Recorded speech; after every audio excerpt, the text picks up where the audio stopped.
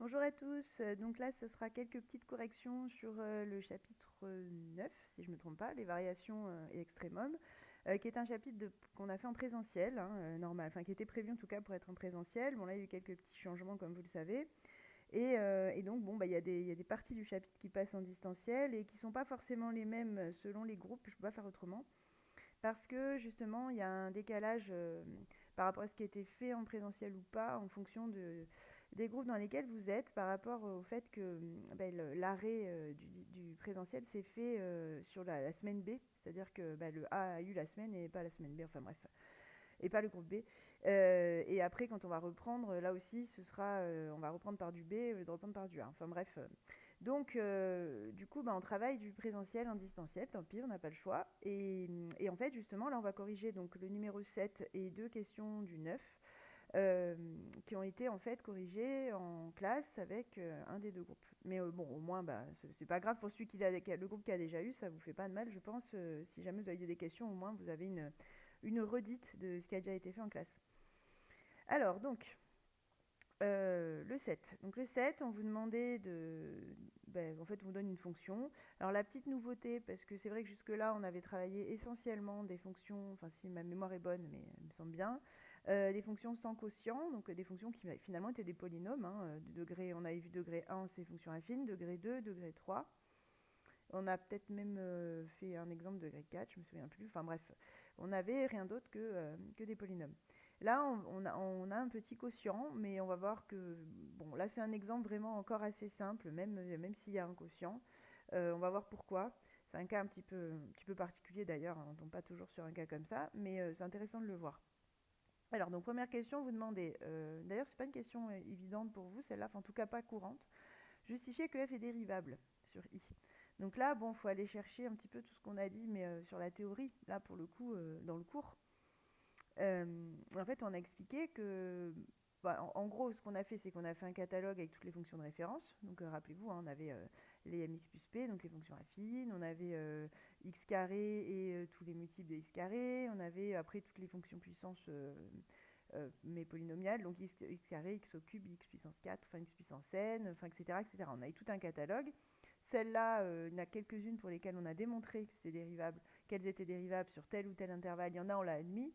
Mais en tout cas, on a un ensemble de dérivabilité, c'est-à-dire qu'on a un ensemble où la dérivée existe et où la fonction donc est bien dérivable. Après, qu'est-ce qu'on peut vous demander d'autre à partir de ça? Quand on additionne des fonctions, si les deux qu'on additionne, elles sont dérivables, la somme, elle est dérivable. Quand on les multiplie, c'est pareil. Toujours sur les intervalles de départ, en fait, de dérivabilité. Et après, quand on a un quotient, si on divise deux fonctions dérivables, on aura encore une fonction dérivable aussi, à condition quand même que la fonction qui est au dénominateur ne s'annule pas. Euh, voilà, donc je suis en train de réfléchir. Bon, ça évidemment, oui, oui, oui, oui, voilà.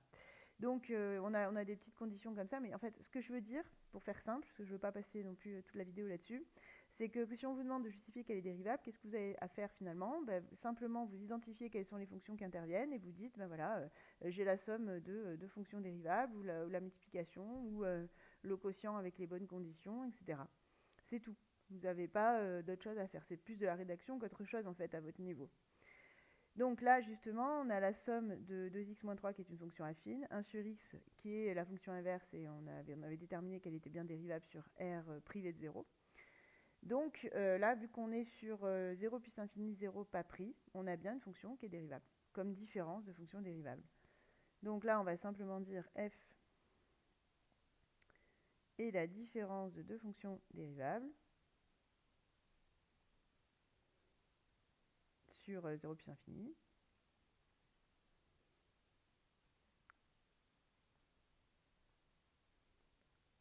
Voilà. Donc, f est dérivable sur 0 plus infini. En théorie, on devrait l'écrire à chaque fois qu'on dérive. Parce qu'a priori, on ne devrait pas dériver une fonction si on n'est pas sûr qu'elle est dérivable. C'est assez logique. Maintenant, c'est vrai que en fait, en première, on ne le fait pas énormément. En terminale, on commence à le faire, mais vous verrez pas tout le temps non plus. Parce que, tout simplement parce que on ne vous piège pas là-dessus, c'est-à-dire qu'on n'en est pas encore à vous mettre vraiment des pièges sur la dérivabilité des fonctions, etc. Enfin, en général, quand on vous donne une fonction, on vous demande de la dériver, c'est qu'elle est dérivable.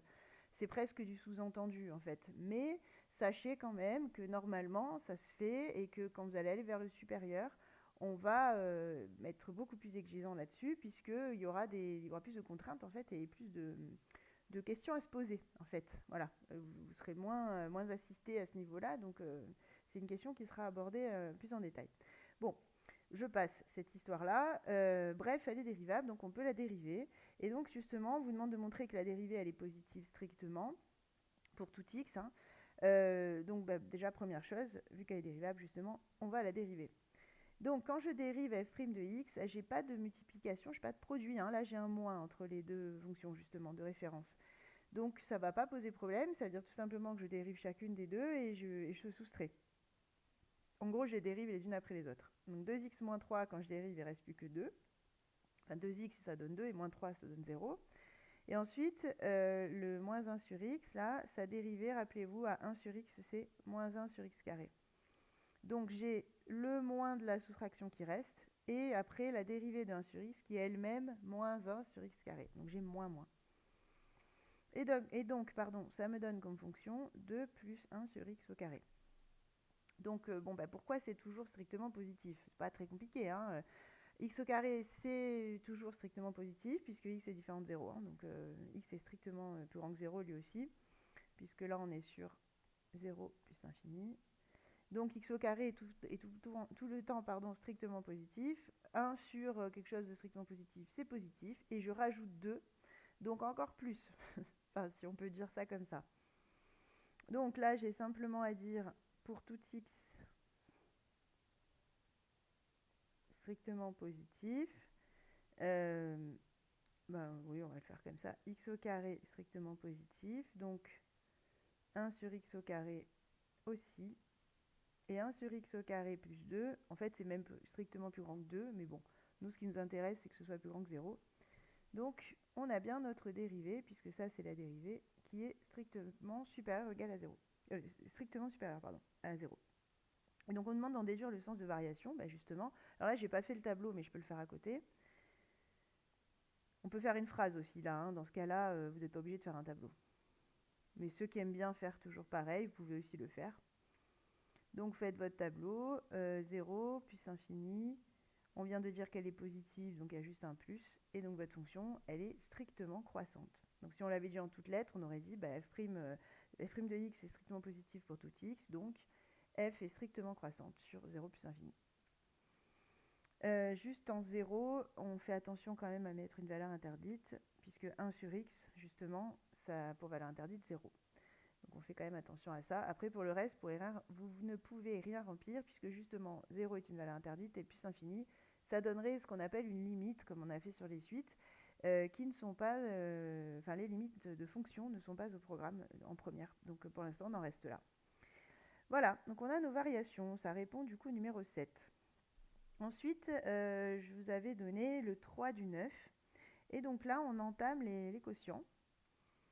Donc, normalement, quand je reprends juste le planning, mais il me semble que je vous avais donné justement le tuto du cours à regarder avec les quotients. Alors, attendez, je regarde.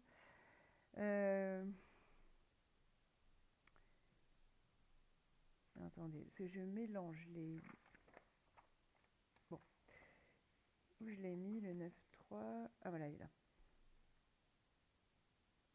Eh non, là, je vous avais pas encore mis le tuto. Bon, c'est pas grave, on fait 100. Hein. Parce qu'en fait, dans le cours, pourquoi je dis ça? Mais en même temps, en cours, on l'a fait 100. C'est vrai que je pense que j'avais décidé de le faire comme en cours, comme avec le groupe A. Parce qu'en fait, simplement, dans le cours, il y avait le 3e exemple qui était justement un quotient. Et donc, je pensais que je vous avais laissé un petit exemple avant de vous le lancer dans le grand bain. Mais c'est pas grave. Ça ne change pas grand chose, en fait. On verra que c'est pas énorme. Dans la mesure où, normalement, la dérivée, vous savez la calculer. C'est simplement après, dans l'étude du signe, que vous êtes peut-être un peu plus effrayé, on va dire, par les quotients que quand il n'y en a pas. Mais on va s'en sortir. Alors, donc, on vous donne h de x, on vous demande justement d'étudier les variations de la fonction et après de préciser les extrémums. Bon, ça, on l'a déjà fait sur d'autres fonctions. Mais en effet, ce qui est différent ici, c'est que h de x est de la forme u de x sur v de x. Donc forcément, quand je vais dériver, j'aurai un petit peu plus de travail que sur les précédentes. Alors, donc on a u de x sur v de x avec u de x égale x au carré plus 6, moins 6x plus 1.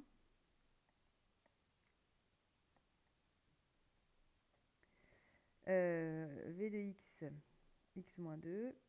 Du coup, u' de x, 2x moins 6. Et v' de x, il ne reste plus que 1, puisque c'est 1x moins 2, donc il nous reste 1. Très bien, donc du coup, si je dérive, je rappelle la formule, hein, u'v moins uv' sur v carré. Je remplace chaque lettre par son expression. Donc 2x moins 6, facteur de x moins 2, moins x au carré moins 6x plus 1, facteur de 1. Alors je peux le mettre, mais bon, il ne sert à rien en fait, hein, se multiplier par 1. Divisé par x moins 2, le tout au carré. Ensuite, alors on avait dit qu'arrivé là, si on peut, on factorise. Mais en fait, vous allez voir que dans ce chapitre, on arrivera rarement en fait, à factoriser tout de suite. Par contre, dans le chapitre sur l'exponentielle, quand on va en venir aux études de fonctions, on verra qu'on factorisera le plus souvent. Pas toujours, mais quand même très souvent. Bon, là, on ne peut pas. Puisqu'il n'y a pas de facteur commun, il n'y a pas spécialement d'identité remarquable, enfin, on n'a pas de factorisation simple, donc on développe. Donc, on y va. Ici, ça fait donc 2x au carré moins 4x moins 6x plus 12, moins x au carré plus 6x moins 1. Alors, par contre, quand je dis on développe, c'est vrai, j'ai oublié de le préciser, je l'avais déjà dit plein de fois, mais bon, on développe le numérateur, mais pas le dénominateur. Parce que, tout simplement, l'objectif, c'est de déterminer le signe de ça, puisqu'il nous faut les plus, les moins, là, dans le tableau, pour pouvoir avoir nos variations, nos flèches. Et donc, quand on a tout le numérateur ou tout le dénominateur, bon, en général, c'est plutôt le dénominateur par rapport à la formule, qui est un gros carré, il n'y a rien autour, surtout, on ne touche pas. Parce qu'un carré, c'est positif, donc pour le signe, c'est pain béni, il n'y a rien à faire. Donc surtout, on garde le dénominateur. En revanche, le numérateur, on n'avait pas cette chance-là, c'est pour ça qu'on a développé.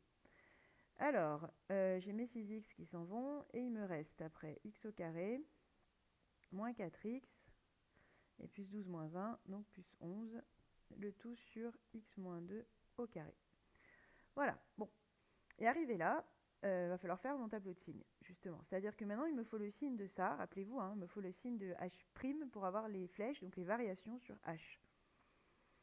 Alors, le dénominateur, il n'y a pas grand-chose à faire, on sait déjà que c'est positif. La racine, enfin, on voit bien qu'il n'y en a qu'une, hein, c'est 2. La seule façon d'obtenir 0, c'est 2 moins 2, donc c'est 2. Donc, on fera attention, puisque ça va induire une valeur interdite.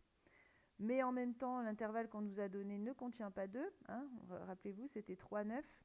Donc finalement, la valeur interdite, bon, on va essayer de ne pas l'oublier dans notre tête, mais elle ne se verra pas dans le tableau. Et au-dessus, donc sur le numérateur, faut qu'on calcule, voir s'il y a des racines, et s'il y en a, lesquelles. Donc ça, pour ça, je rappelle que c'est delta qui permet de répondre à la question. Enfin, il n'y a pas que ça, mais c'est la méthode qui marche à chaque fois. Il y en a d'autres, mais qui ne marchent pas tout le temps. Alors, moins 4 au carré, moins 4 fois 1 fois 11, ce qui fait 16 moins 44. Oui, c'est ça. Ce qui fait moins 28 et donc négatif. Et delta négatif, même si vous n'aimez pas trop, parce que en fait, comme c'est un cas qu'on vous met moins souvent, vous oubliez un peu, mais en fait, c'est le cas le plus simple, puisque c'est le cas où il n'y a pas de racine. Donc ça veut dire que dans votre tableau, concrètement, vous n'aurez qu'un signe, puisqu'il n'y a aucun endroit où il y a des zéros quand il n'y a pas de racine. Ça veut dire qu'il n'y a pas de solution à x carré moins 4x plus 11 égale 0. Donc s'il n'y a pas de 0, justement, il n'y a pas de changement de signe, donc c'est pratique, on a le même signe partout. Et je rappelle que le signe qu'on prend, c'est le signe de A. Ici, A, il vaut 1. Donc en fait, c'est une expression x carré moins 4x plus 11 qui est tout le temps positive. Ça veut dire que quel que soit le x que vous preniez, vous obtenez un résultat positif. Donc, qu'est-ce que ça va donner tout ça dans le tableau? On y va. Alors, x au carré moins 4x plus 11. Donc là, ce qu'on fait, c'est que comme on a un quotient, ça rentre bien dans le cadre des tableaux de signes. La règle des signes marche sur les quotients, comme sur les produits. Donc, pas de souci. En fait, carrément, on met le quotient dans le tableau, c'est-à-dire que je mets numérateur, dénominateur. Après, je fais la division des deux, j'arrive à... c'était h, donc comment ça s'appelle? Oui, h. J'arrive à h' de x. Donc là, en fait, c'est la ligne qu'on a d'habitude un petit peu plus vite, là, avec les signes. Et ensuite, j'en déduis les variations de h. Et on est entre 3 et 9. Donc, lui, on a dit signe de A, parce que A, delta est négatif. J'ai oublié de l'écrire là d'ailleurs, pas de racine. Donc ça veut dire qu'ici, j'aurai que des plus. X moins 2 au carré, on a dit, ça s'annule en x égale 2. 2 n'est pas dans l'intervalle. Donc, pareil, on va avoir le même signe partout. Et ici, c'est un carré, donc ça sera plus. Donc en gros, je n'ai rien à mettre entre 3 et 9. Il n'y a rien de spécial, j'ai que des plus. Et quand je fais la règle des signes, je divise donc l'un par l'autre, j'ai un plus. Et je répète, on ne voit pas la valeur interdite parce qu'elle est hors de l'intervalle. Elle vaut 2, et 2 n'est pas entre 3 et 9. Et donc j'ai une fonction qui est strictement croissante, j'ai plus qu'à calculer les images. Alors je vais le faire là à côté. H de 3. Ah, pardon, je fais disparaître le trait. Alors, H de 3. Où est les H? Ah oui, d'ailleurs, j'ai appelé H, pardon, c'était K. Ah non, c'est ça. Non, pardon, oh là là. Je me mélange dans les exercices, pardon. C'est le 9. X carré moins 6x plus 1 sur x moins 2.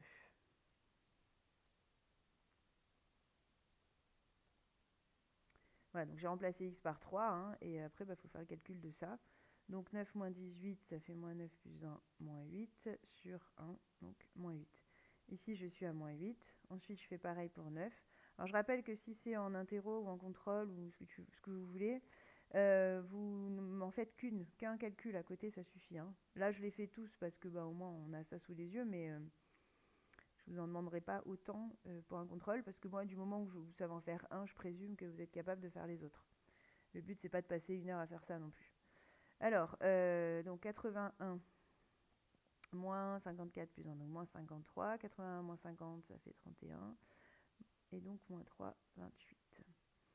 Sur 7. Et donc ça fait 4. Voilà. Et donc extrémum, ah oui, puisqu'on nous demandait les extrémums. Alors le minimum, on en a un, c'est moins 8. Et le maximum de h, on va l'écrire quand même, de h. Quand on ne précise pas l'intervalle, c'est qu'on prend le maximum sur tout l'intervalle, hein, sur 3, 9. Donc maximum de h, c'est 4. Ok, allez, la dernière pour cette fois-là. Donc, ah oui, le 9, 10, j'ai écrit égal 12, 5, parce qu'en fait, après, quand j'ai complété la fiche, ce que je vous avais écrit au tableau, je l'ai intégré dans un exercice. Je l'ai mis dans l'exercice 12, c'est pour ça. Hein. Donc là, le 12, en fait, le début du 12, là, c'est la fin du 9 que je vous avais écrit au tableau. Donc là, si je ne me trompe pas, là, on a le 9F, pardon, ou je ne sais plus comment je les ai appelés, non, ça doit être 6, 7, 8, 9 et 10. Voilà, donc le 5, c'était le 10. Donc on y va, même principe, on dérive, on étudie, etc., etc. Et alors ce qui est étonnant, c'est que celle-là, vous allez voir que même si elle a une tête un peu plus sympa au départ, en réalité, un petit peu plus de travail. Ah non, quoique, non, pardon, je confonds avec une autre.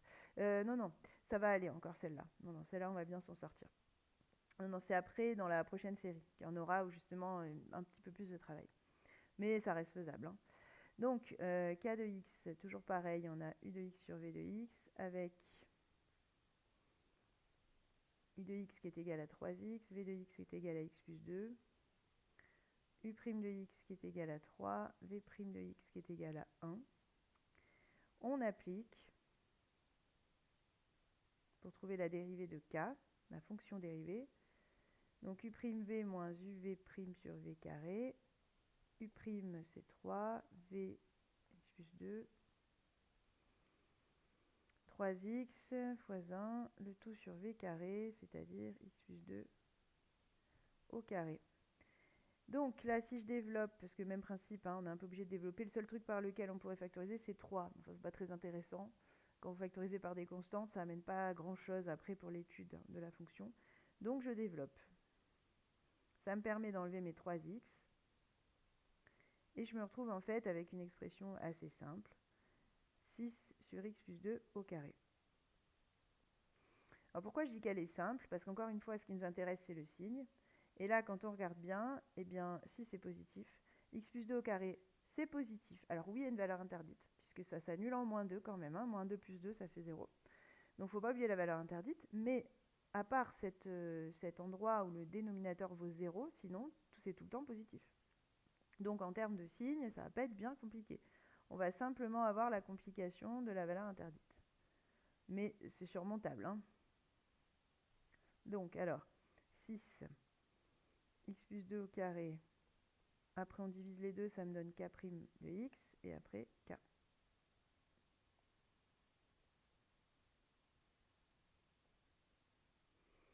Et on est sur l'intervalle, ah ben, on a la totale. Donc, moins l'infini plus l'infini. Et justement, vous voyez, on vous met sur l'intervalle R privé de moins 2. Donc, je rappelle que ça, là, ça veut dire sauf. Ou bien privé de, c'est pareil. Donc quand on vous met sur cet intervalle-là, clairement, c'est qu'on vous indique que moins 2 est une valeur interdite. Hein. Enfin, en général, quand on enlève une valeur, c'est que c'est celle qui est interdite. Donc justement, on va quand même devoir le mettre, ce moins 2, et c'est tout. On n'aura que ça à mettre. 6, c'est tout le temps positif. C'est un nombre qui ne dépend pas de x. Donc il peut se passer ce que veut x, peu importe. 6, c'est toujours positif. X plus 2 au carré, c'est toujours positif parce que c'est un carré, mais quand même, ça s'annule en moins 2. Donc pour le signe, bon, c'est pas très difficile.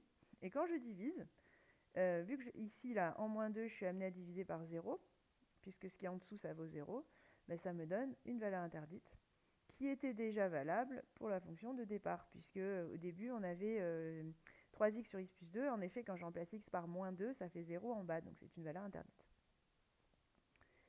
Ensuite, pour le signe, là, règle des signes, donc plus, et du coup, ça me fait une fonction qui est croissante, puis de nouveau croissante.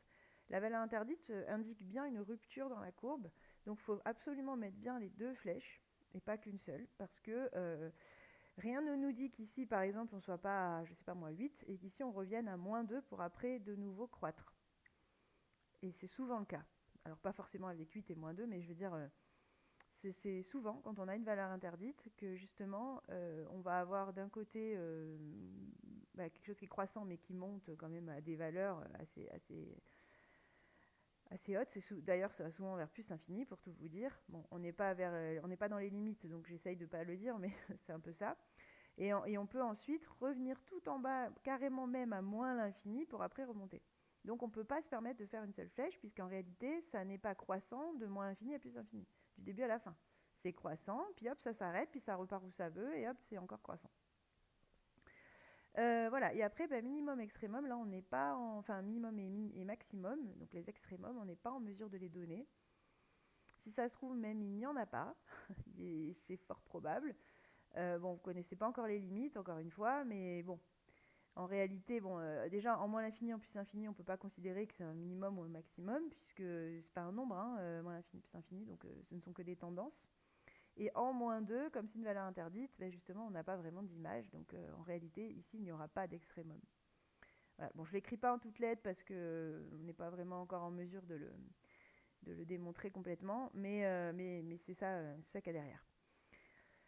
Voilà, bon, eh bien bon courage en tout cas, et rendez-vous à la vidéo suivante où on va vraiment prendre la suite de ça. Si j'avais bien noté, oui c'est ça, je vous avais donné 3 questions du 13 qui sont encore dans le même esprit. Hein. Bon là il y avait des polynômes pour en revoir un petit peu. Après je vous avais donné le 8, c'était lequel déjà? Ah oui, le 8 avec un quotient. Oui, donc on reste vraiment dans le même esprit. Il n'y a que le 22 qui est un petit peu différent, qui lui est un travail graphique, si je me rappelle bien. Oui, voilà, c'est ça. Ok, bon voilà, rendez-vous à la prochaine vidéo. Bon courage à tous et à très bientôt.